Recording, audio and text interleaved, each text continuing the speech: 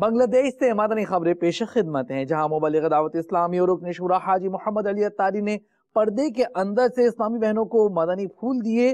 منشی گنج میں قائم جامعۃ المدینہ کا دورہ فرمایا، جبکہ نگران کابینات نے سنتوں بھرے تربیتی اجتماع میں شرکت فرمائی۔